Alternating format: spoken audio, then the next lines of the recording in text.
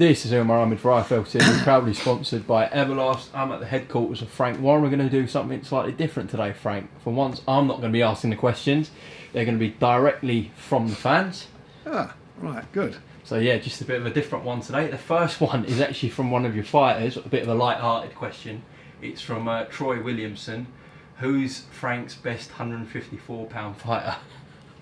Blimey, cheeky sod. I love you all. It's a great little division. That it's lovely. I mean, and they're good fighters. They're all good fighters. I mean, he's exciting sod, and he's got that great punch of his.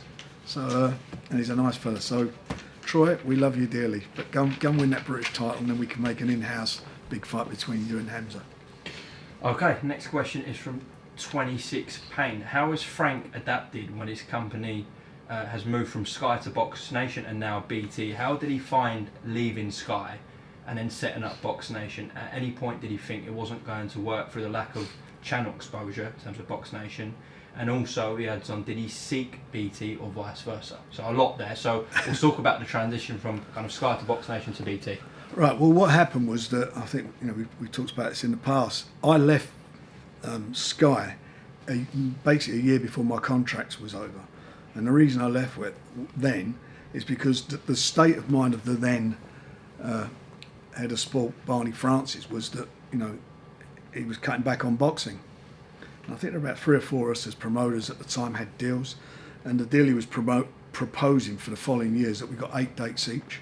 And he was going to pay us 100 grand a show. So he was getting 800 grand. So that made my decision for me. And I thought, if that's where they were, and they based that decision off of some pay-per-view shows that they did that they had some problems with, if you remember. They had some problems with the shows, and they sort of basically fell out of love, and they were also having to pay a lot of money for the Premiership football back then. And I decided to, do my own thing. I thought, I'm not going to certainly not make any money, and I'd be lucky to survive on 800 grand a year total rights fees to run a boxing business and build fighters. So we went off and thought, let's go and go at doing our own thing, and that's what had BoxNation come into being.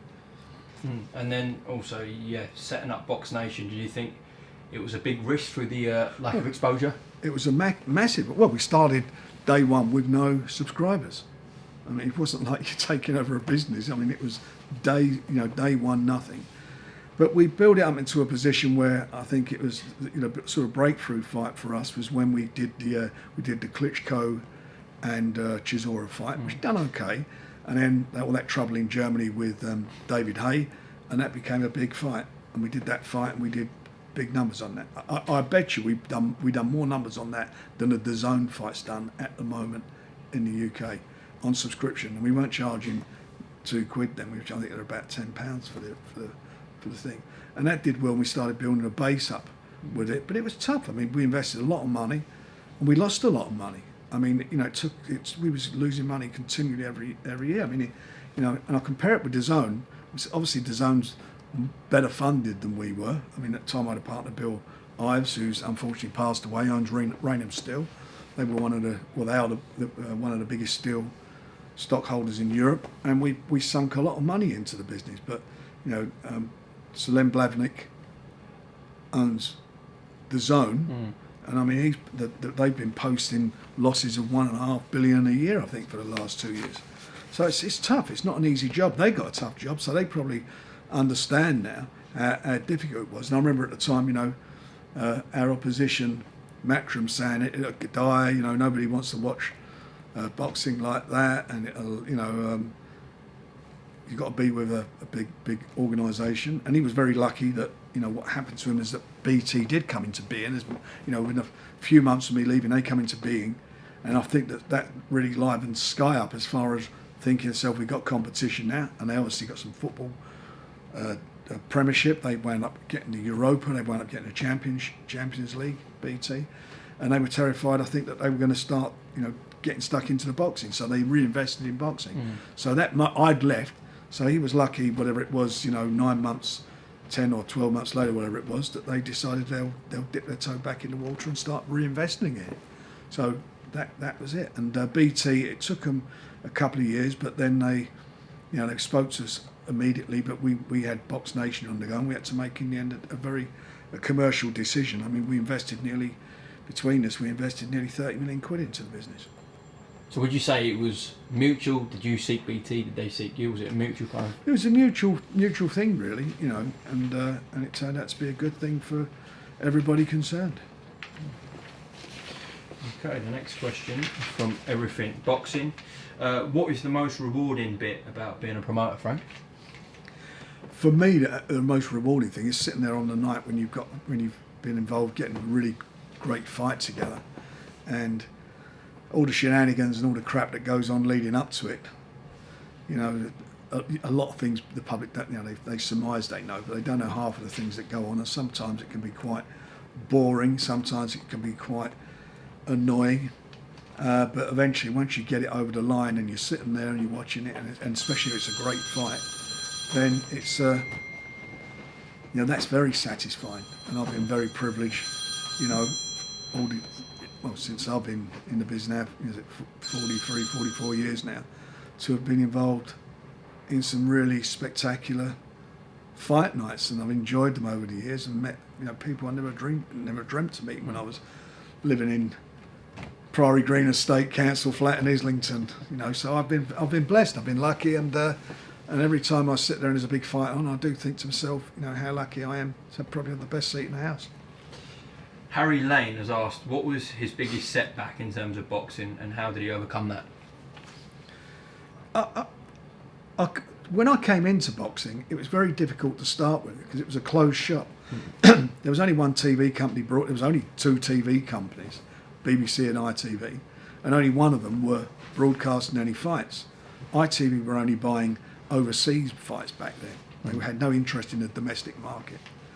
So that to me was the biggest challenge, and that was my biggest challenge, and that's what I had to overcome. I was up against the system. The border control back then weren't very helpful, and you know, the promoters, they were called the cartel back then. There was three promoters and a manager who controlled most of the talent and most of the venues back then.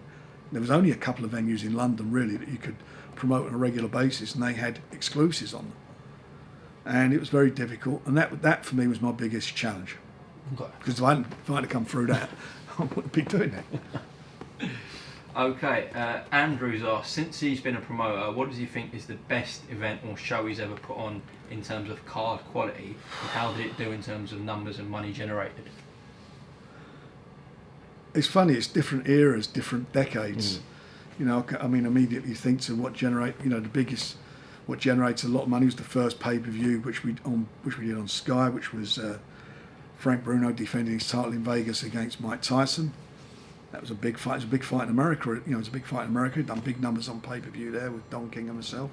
That was a massive show. Lots for different reasons. You know, early days you'd get big ratings, but you know, it was a flat fee you was working on. There was no pay-per-view. You'd be on terrestrial TV, but you'd get massive audiences. You could get, you know, anything between sort of, for a big fight, anything from 10 to 20 million people would watch it back then. Now, it's, you know, the big fights are determined by pay-per-view, and there's been a few over the years that have done extremely big business. We've had big gates over the year. I mean, Kawasaki and Kessler. At the time, that was with the roof on in Cardiff in winter. That was the biggest indoor event at that time. It was classed as an indoor event. There was 54,000 in there back then. There's been loads of them over the years, you know, lots of them. It's been, and it's also depended on the size of the venues, because, you know, when I say back then, the venues were smaller. I mean, the Albert always the size it is, but Wembley at those days only held 9,000 people, you know, indoors. Yeah. All right. James Jones has asked a question you might have to think about a little bit. What is your top 5 all-time fights you've promoted? Oh, blimey. Look, off the top, I don't want to insult anybody, and in no specific order. And fights that I promoted or been joint promoter in, I would think. I would say Bruno beating McCourt Wembley. He'd been to the Well 3 times. He was with the other promoters, and then he came with me, and everybody thought it was, you know, he was washed up. It was all over. We got him into a good position. Fought and won the world title there. That was brilliant. That was a good night. Naz, he had some spectacular nights, Naz, but the one I really enjoyed was when we went to the States, Madison Square Gardens. You know, no Brit had ever put a show on there, boxing show on there before. We were told it was going to fall on its arse. It was, I think it was about 6 or 7 days before Christmas. They said it's a bad time to do it. I remember Bob Arum saying, you do your brains down. And it was the highest grossing featherweight fight back then that had ever taken place at the Garden. And it was a tremendous fight. I mean, a really exciting fight. That was a good night. Ricky beating Costa Zoo, which was again, I enjoyed that. Tyson, both those fights, I call them one fight. Both the fights against Wilder, because he'd done such a brilliant performance and done the business. They both of those were great fights. God, I'm terrible. A great fight, but with terrible and tragic consequences. McClellan ban for all the obvious reasons that are well documented. There's been a load of them over the years. A lot of fights, just really good quality fights that I've been involved with.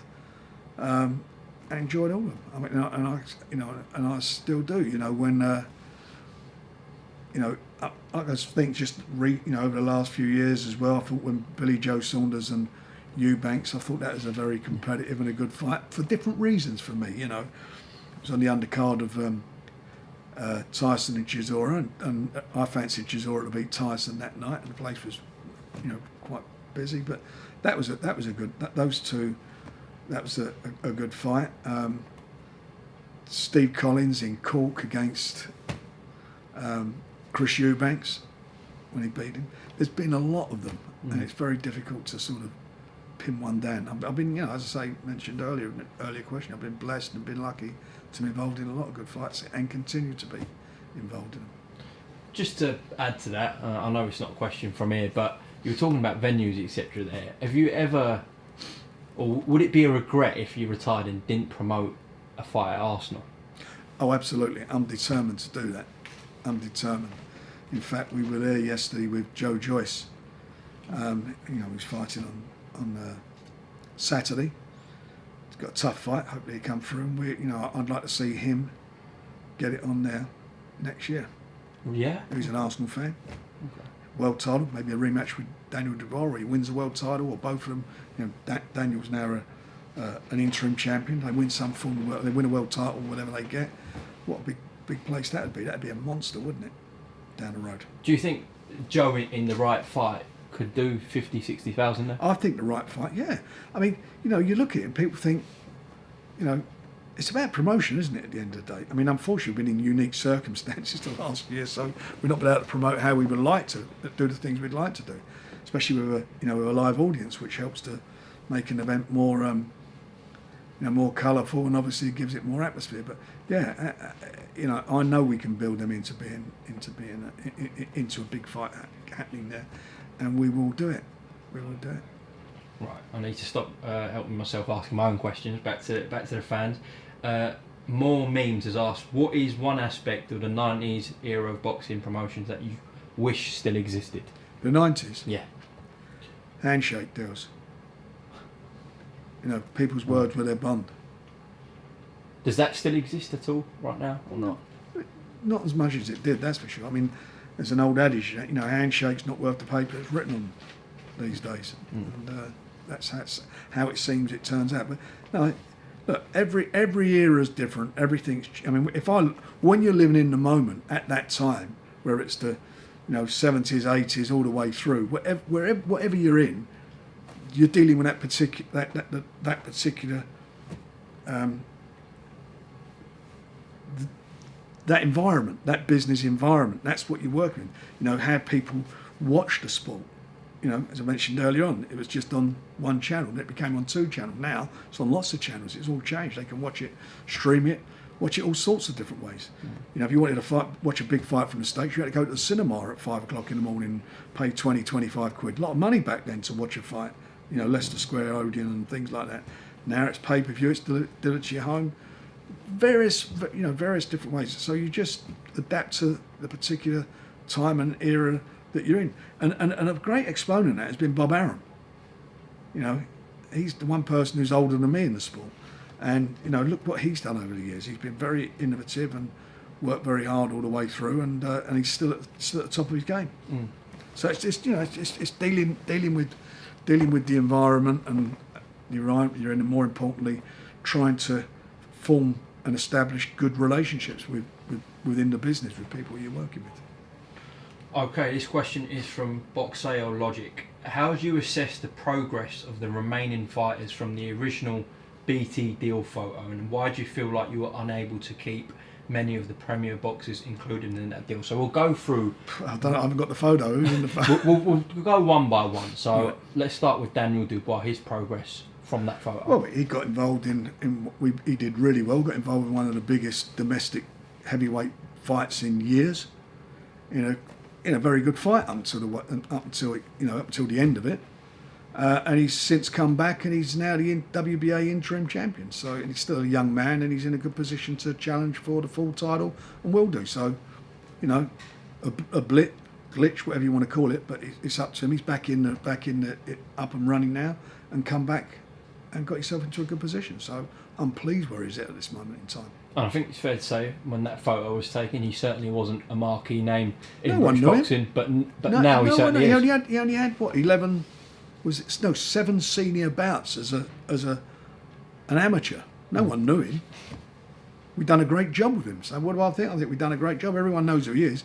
And he was involved in the, last year, him and Joe Joyce were involved in the highest rated subscription TV show, a boxing show. Yeah. You know, done between the two channels, or all the channels that show any boxing on subscription, it was the highest rated show. Jack Cattrall? Jack's number one. He's number one. Again, we've done a great job of him to keep him in that number one position. He's the mandatory. I'm delighted where he's at, and he's obviously going to fight Josh Taylor next. Anthony Yard? Anthony Yard went and fought for a world title. We've done a great job. Again, somebody who only had 11 bouts. 11 bouts, wasn't it, as an amateur? 11 or 12 bouts. No one knew who he was. We've done a great job in promoting him. And it got to a stage where we got to Russia, and he was, 10 seconds away before becoming world champion. 5 seconds away. But you know what, Umar? That's boxing. You know, nothing's guaranteed. But he got to fight for a world title, and he's unfortunately he was supposed to be fighting on Saturday, but there's been a problem with opponents. But now he'll fight very soon. We'll get a new date for him, and then him and Lyndon will get it on again, which is a good fight. So I'm pleased where he is. Shame Lyndon weren't in the photograph, but I'm pleased where he is now, and he's making his way back. Billy Joe Saunders. Well, Billy, when he had that photo, was he world champion at that time? I don't think he must have been. Yeah. Yeah. So he came as world champion. Well documented all the problems that he had. We got him out to the States. Into Canada. He had that great win in Canada. Then had the problems with the failing of the drug tests and all the nonsense that went on with that. So, unfortunately, beyond my control, he was stripped of he vacated his title. But we done a great job in getting him back and getting a title at a different weight. He went up a weight, won a world title, and it got to a stage where I was not very happy in as much hard work we was doing. We weren't being able to maximise on that because he was either getting injured, pulling out of fights in between. So we had a good heart to heart and decided to go our separate ways. And I wished him well. He's a friend now, and he went on. And I think it took him about 18, 20 months or whatever it was to get his shot with Canelo. And we all know what happened in that fight.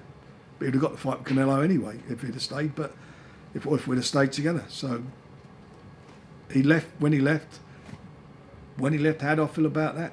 It was mutual. It was mutual. And if you asked him the question, he'd tell you the same. It wasn't, I want to go or, piss off. It was like the both of us sat down, and I felt I'd done as much as I wanted to do, which was getting back in after all the problems that went on behind the scenes, the well documented problems. Tyson Fury. Carry on. Number one heavyweight in the world. Who everybody said he won't do it. That's came in again, well documented, 11 stone overweight. Got him in a position to fight for the world title. Robbed the first time, fought and won it. Subsequently won it in absolute style. One of the best overseas performances of a British fighter, heavyweight, whatever way you want to look at it, and not a bad job. Same again on July 24th? Yep. Okay, Josh Warrington. Josh came to us having been told, and it was said publicly, he wasn't an attraction, doesn't do any business. I mean, they're not my words, they were the words from Matchroom, and we delivered him his dream. We built him up. He made good fights for him, got him a world title fight. Leeds football ground, something he always wanted. Delivered it to him, won the world title. Our contract expired. The grass was greener, and the rest is history. He's no longer world champion. When I had a match, which I don't want to get into it. You know, it's unfortunate what happened to him. He is where he is. He obviously, I don't know if he feels comfortable with what happened.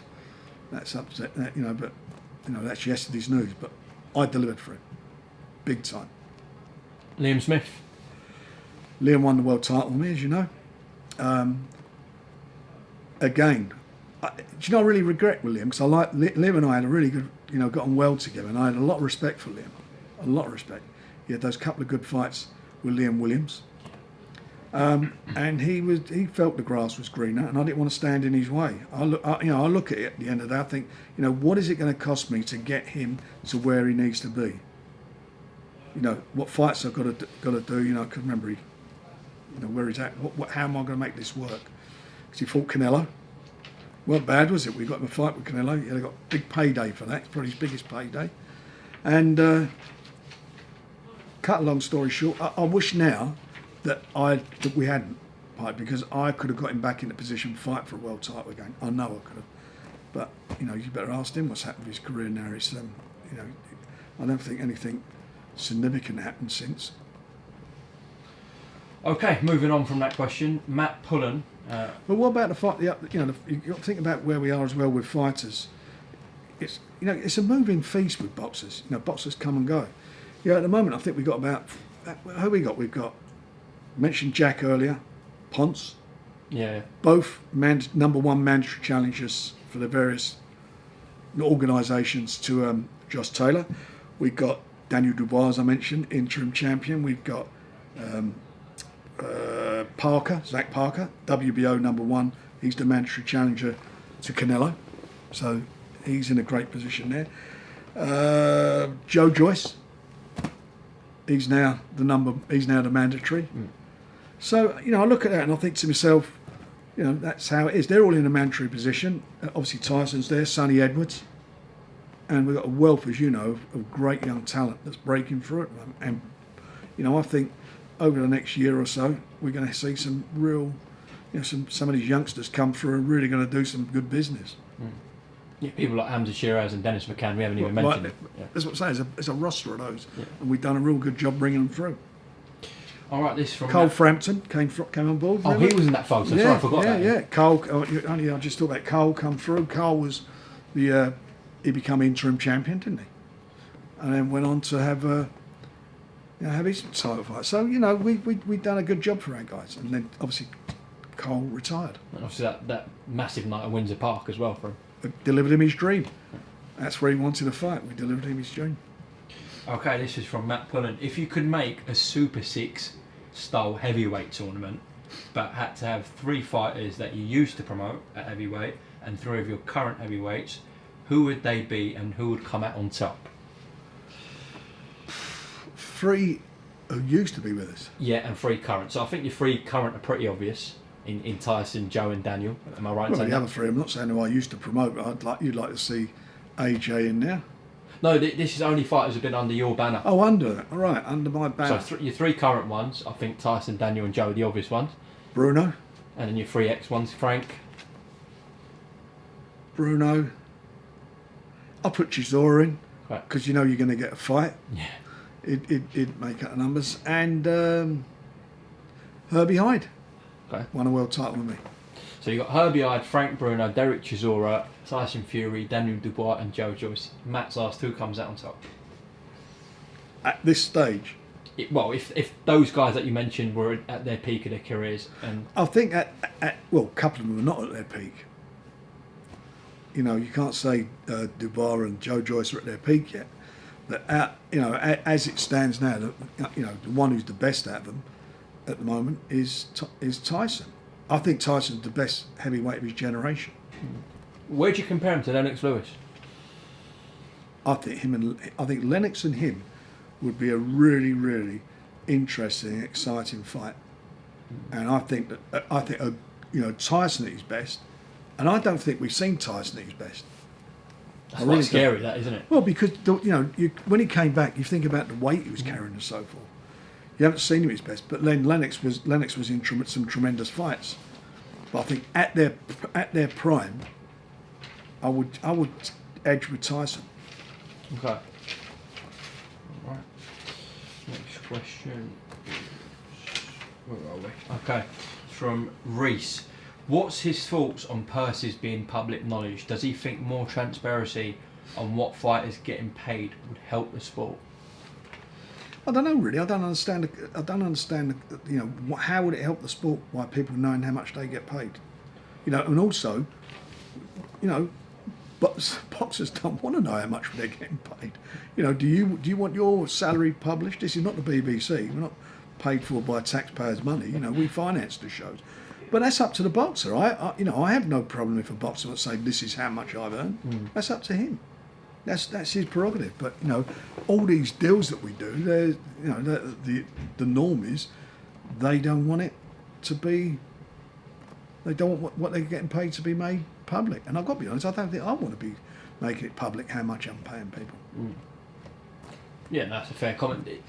How much insider knowledge do you get about what other fighters are getting paid from sort of Top Rank, Golden Boy, Matchroom? How much information do you get on that? And everyone also knows in the business, generally what it is.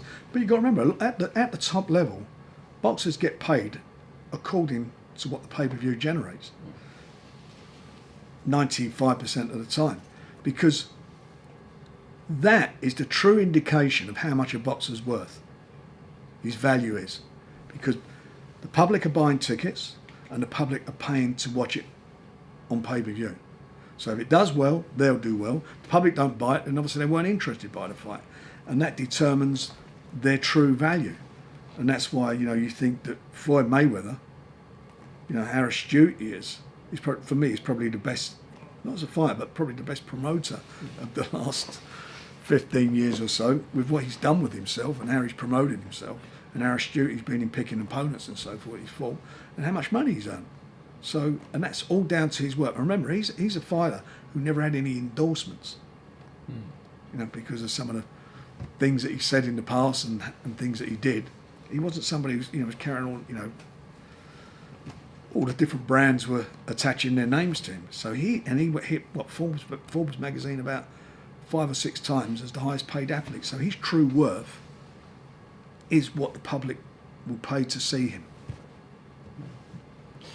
All right, this is from UK Boxing 11. You never ask about departures, Umar, so ask Frank, as you never did, in brackets, about, firstly, we'll go with Lerone Richards, about his departure. Well, that's a saucy question. His departure. Well, his departure, wasn't he left? We wanted him to fight Willie Hutchinson. The Border Control ordered it. He didn't want to do it. So I look at that at that time. I look at that and think, well, if you're not going to willing to take that fight, what fights are we going to make for you? What am I supposed to do then? Well, you don't want to fight. You don't want to defend your title, which you've been ordered by the Boxing Border Control at the time. You don't want to do that. So that's that wasn't acceptable to me. Okay, the next one he's asked about is Jack Massey. Jack, again, we had a British title fight for him, but he wanted a fight in between. And I like Jack. Jack's a really good guy, and I wish him well. But sometimes you've got to just, from our perspective, we want to get on with the title fights. And the last one he's asked about is Jordan Thompson. Well, Jordan Thompson, I know his dad very well. I've known him for a long, long time. Really nice man. And he had some issues, which I don't want to go into. Disappeared for a while. At the end of the day, I think we just let the contract go. And that was it. You know, look, you can't dip in and out of boxing. You've got to be committed. You've got to be, you know, if you want to be, you want to give that commitment, then great. But if there's no commitment at times, and you're going on the missing, that's no value. Stephen's asked if he could sign one fighter from Matchroom except the pay-per-view fighters in Joshua and White, who would it be and why? So one fighter. Only one. Yeah, but not Joshua White. I think Mr. Buatsi, because we've got that roster of three light heavyweights. It makes sense. We can make some great fights there for the public to want to see. Yeah. You know, I'd love that. I mean, I like watching him. Okay. Right, next question. Okay, this is from Neil. In all the years of professionally promoting, what is your biggest regret in the profession? My biggest regret is which has happened on the very, very rare occasions of a death in the ring. That's when you sort of sit back and think, hang on a minute. They're the times when you know that I find troubling, and the health aspects of it. My biggest regret is there is not a worldwide medical council, and you know, boxers such as Danny Williams, who I really, really liked. Danny was a very brave fighter, beat Mike Tyson. But you know, when he was advised to retire, he was able to go off and fight in different countries when he shouldn't be fighting. I think only as recently as 18 months ago or so. So that is a big regret for me. Regarding falling out with fighters, that happens to everybody in the sport. You know, it's no different than any other sport or life sometimes. That's how it is. The medical aspect to me is the thing that sometimes disappoints me, and the things that happen behind the scenes. I think you make a very good point there. Stephen, who I previously asked the questions, asked another one. Which fighter does Frank feel he did the best job for as a promoter, and also on reflection, which does he feel or wish he could have done more for? Blimey. Well, it's been, you know, it's a very difficult question. It's a good question, but a difficult one to answer. And again, it's about times and eras and bringing people through, you know. I mean, I think I did a great job, for example, with Anthony Yard. For somebody who nobody knew, we built him up into be a big name. I mean, he was more well known, fact, than Joshua Buatsi, who went to the Olympics. He was the more recognisable fighter at one stage, and you know, Buatsi's done brilliantly now. But I done well for him, getting him into the world title shot and everything. At that, you know, as it was then. But I can look at people like, you know, the Cattons, the Kawasakis. I can look at Josh Warrington, Tyson, Billy Joe Saunders. I mean, Bill was a lovely friend. That's hard work promoting, Bill. That was like a challenge in itself. I'm lucky I've got any hair. Any hair I've got, I'm lucky I've still got it. You know, but that was a challenge. So it's all different. You know, Joe was hard work. Joe was a tremendous fighter, and there was a time where he was pulling out 50% of his fights for various reasons, and it was very frustrating. Like the Lacey fight, he pulled out twice. He pulled out before we got it on, and he was going to pull out 10 days before that if I hadn't spoken to him and had a long discussion with him. But that was it. Naz was a big disappointment. That was a big disappointment for me because he never fulfilled his true potential, and he was a great fighter at his best for me. At his very best, he was the best fighter that I promoted. At his best. Now I know there's still a couple fighting now, so I'm talking about fighters who are no longer fighting. But at his best, he was a great fighter. And I've done a great job with Ricky. I mean, you know, Ricky says it was the highlight of his life, his best night of his life, and I know it was. And I picked that match dead right at the right time for it. And yeah, anyone on reflection you felt like you could have done more for, or is there not? Look, there's of course sometimes you make it. Look, you make a decision. You know, you think you've made the right decision, and anything, one punch can change the whole dynamic of a career or a fight. And I've been in that position, or fighters have been in that position I've been involved with. I've already mentioned Naz. There was a young fighter many years ago, two brothers from Reading, Yateley and Reading. One was called George Collins, an outstanding amateur. He, I think got about 30 odd wins with me, and I think he fought. It was Kirkland Lang at the time. I'm sure it was, but he got beat. But his brother was a phenomenal fighter, Tony, but he just had no discipline. He probably for me was a real disappointment, because he was probably one of the most talented fighters I'd seen at that stage, and just blew it all away. Bad living, no discipline, getting in trouble, so forth. Okay, Brandon has asked, my question for Frank would be, after everything that's happened during his career, what will be the thing he misses the most when his time finally does come back to step back, if he ever does step back from the sport? I'll let you know when I step back. I'll tell you what it would be, not having to spend money on an anodyne. Boxing's First has asked, has the birth of social media and fans having access to fighters 24/7 made promoting easier or harder? It's a bit of both, really, because sometimes you get stuff on, things leak out, and sometimes they're true, sometimes they're untrue, and it causes problems to make fights. The other side of it is good to publicise fights. Bun50 has asked, how difficult is it to explain to fighters that you'll keep supporting them after a loss, and what is the process? Derek Chisora is a prime example. I think he lost about 4 or 5 on the bounce, and every time he got a bigger fight. So I said, we'll get there one day. That was good. It's there. Look, we're in a position at the moment. We had it with Daniel Dubois. I still believe in him, and he believes in himself, and he came back in good style over that injury. And I can think back over the years, fighters who have been beaten but come in. Frank Bruno, as we spoke about earlier, he didn't lose with me, but I sat down and I said, I know you can do this. If we can get the fight in the UK, I can get the guy at the right time, we can do it. And he did against Oliver McCall, and McCall knocked out Lennox Lewis. Last question, it's from Charlie Charlton. Try and answer this one as honest as you can, Frank. How long does Frank think he has left in the business? Charlie. I don't know, mate. It depends, as long as I've got my enthusiasm. Do you reckon you'll do what Bob's doing? I don't know. I mean, I don't particularly want to be jumping it. I mean, he does. I don't do what Bob does now. I don't want to be jumping on a plane every, once or twice a week, flying all over the place. I like to spend a bit of time at home. I like to see my grandkids now and so forth. So I spend a lot of time working. I still enjoy it. I enjoy the cut and thrust of it at times.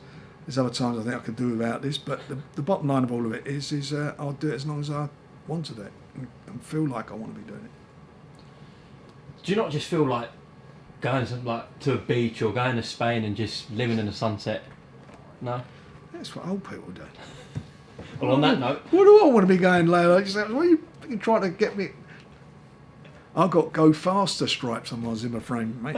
I can move. Don't worry about that still. As long as I can move, as long as this is still working, I'll keep plugging away. No, listen, I love it. I love the sport more than anything. And at the moment, the enthusiasm I've got for this young talent we've got will keep me going for a long time yet. I hope.